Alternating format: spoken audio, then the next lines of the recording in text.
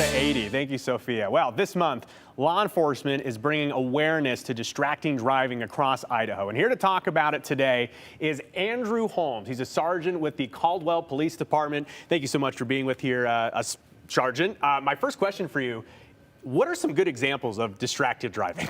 Well, thanks for having me. Happy to be here. Some examples of distracted driving, probably what comes to everyone's mind is the cell phone use.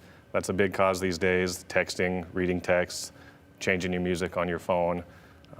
Of course, things like alcohol and drug impairment are going to play a factor in distracted driving, of course, but even things like eating and drinking while you're driving have caused crashes. I have been of the opinion that distracted driving, you think of the cell phone right away. I've seen people with their dogs and with, doing makeup, smoking and eating. It's not just cell phones that we're talking about here. Yeah, absolutely.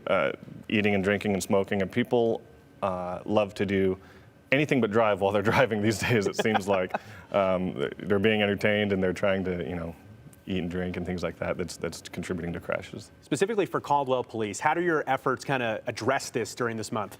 Yeah, specifically during Distracted Driving Awareness Month, we are intensifying our efforts to educate the public about the dangers of distracted driving through some proactive enforcement, extra shifts that specifically focus on distracted driving enforcement, not to mention social media campaigns and collaborating with local businesses to get the message out.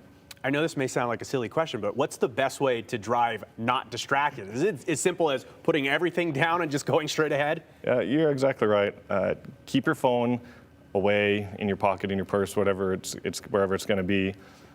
Plan ahead, plan your GPS beforehand so you're not having to use it during, set your playlist before you start driving so that you're not having to mess with that. Basically just take care of all those things like eating and drinking and makeup before you get behind the wheel. And I'm curious, specifically for Caldwell, how much do you see this? Is this a pretty common thing on the streets? I saw it on my drive here to the studio.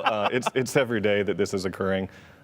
Every day there's crashes happening that are injuring people and causing property damage, and a large part of that is from distracted driving. So it's a very important issue. As you mentioned, it can really lead to some very serious problems. Well, Sergeant, thank you so much for being with us here on the news at 4. We will share some more tips, of course, during the month, but we will take a real quick break. News at 4 will roll on right after this.